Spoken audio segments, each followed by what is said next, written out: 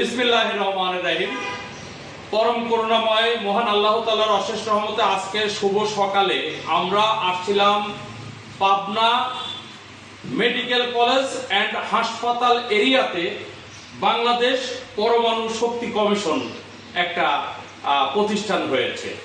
এই পরমাণু শক্তি কমিশন বাংলাদেশে আজ থেকে 2 বছর আগেও 16টা জায়গায় ছিল, পরবর্তীতে আরো 8টা জায়গায় বৃদ্ধি পেয়েছে, অর্থাৎ 24টা জায়গায় পরমাণু গবেষণা মানে পরমাণু শক্তি কমিশন যে টেস্ট করা হয় মানব দেহের 31 আইটেম।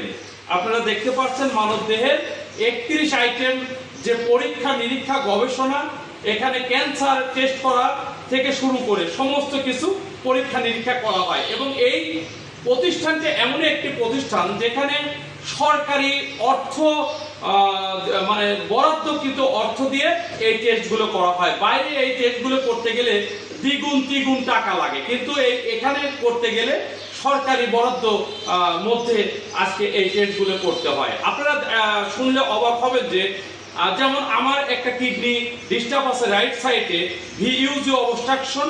এই ভিইউজি অবস্ট্রাকশন টেস্ট করতে হলে ডিটিপি এর এনোগ্রাম উইথ জিএফআর একটা টেস্ট আছে, যে জিএফআর টেস্টটা বাংলাদেশের 16টা জায়গা হয়।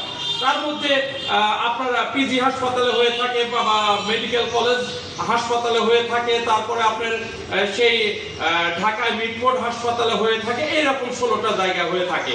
আমরা চাই যে আমাদের এই পাবনা মেডিকেল কলেজ অ্যান্ড হাসপাতাল যেহেতু এখানে হয়ে যাচ্ছে এবং কাজ চলমান, আমরা এই পরমাণু শক্তি কমিশনে আরো কিছু সংযোগ, যেমন ডিটিপি এর এনোগ্রাম উইথ জিএফআর, এই টেস্টগুলো যদি এখানে করা যায় তাহলে আমাদের এই পাবনা জেলা সহ উত্তর অঞ্চলের অনেক জায়গার মানুষগুলোই আর বাইরে যেতে হবে না। কাজেই আমরা এই সরকারের দৃষ্টি আকর্ষণ রাখবো বা স্বাস্থ্য ডিপার্টমেন্টের দৃষ্টি আকর্ষণ রাখবো, যারা কর্তৃপক্ষ রয়েছেন সরকারের তাদের দৃষ্টি আকর্ষণ রাখবো যে এই পরমাণু শক্তি কমিশনে যতগুলো মানব দেহে টেস্ট করা হয় সেই টেস্টগুলোর শক্তি ক্ষমতা এখানে যাতে কর্তৃপক্ষের কাছে দেওয়া হয় এবং মেশিনপত্র যাতে এখানে স্থাপন করা হয়, এই আশা ব্যক্ত করে আমি সবার সুস্বাস্থ্য মঙ্গল কামনা করে শেষ করছি।